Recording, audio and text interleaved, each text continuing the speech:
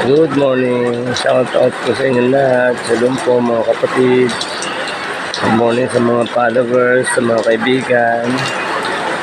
Sa lahat nga po na friend ko sa FB ko po. At sa mga lahat nga po ng aking viewers. Salamat po. At ito nga po sa araw pong ito. So mag-aalas 5 pasado. May bagyo nga po, tapos na po ang bagyong Igay. So dito nga po sa Sample Market sa Pangpalay, malalaman po natin na talagang matumal, lalo na po Biyernes ngayon, at wala po talagang ganong isda. So makikita niyo po ngayon ng mga tinitindang kalakal o mga paninda sa pwesto, halos walang mga laman. Sipin niyo po, ayan lang po ang mga paninda. Yan dati dito sa pwesto na to, yung malalaking isda ang tinitinda. So ngayon bakante po ngayon.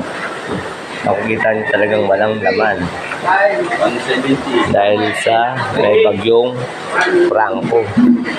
So ito rin pong kabila, ganun din po.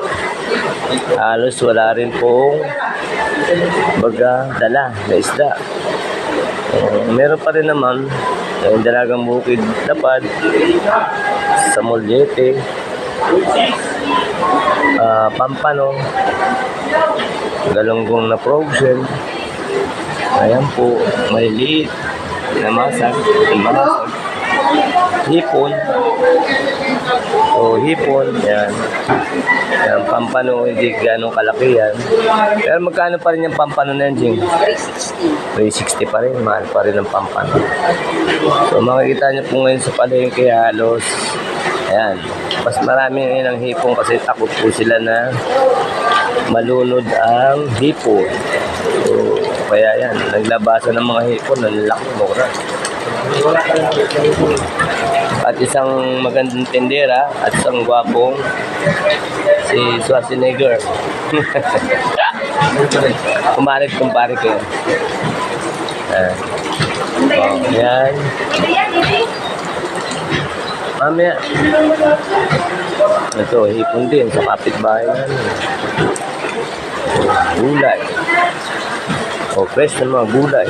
Kita niya naman ang kulay. Matingkad.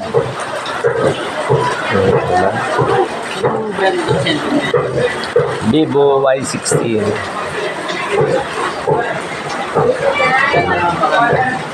Yung ganda lang.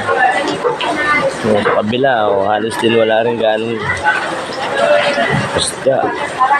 Dapat ito marami rin ng kalakal nila. May maliliit sa Mollete, Torsillo, Bukid. Ayun lang po mga kalakal dahil walang ganong isda. Ay susi po, good morning. Dito naman po sa kapitbahay. Ayan, good morning, shout out po sa inyong lahat.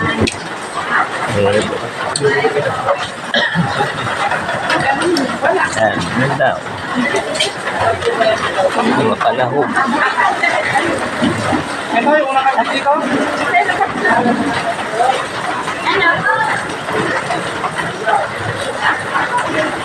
Mga panahog sa pansit, panahog sa palabo, panahog sa Panahog sa ano?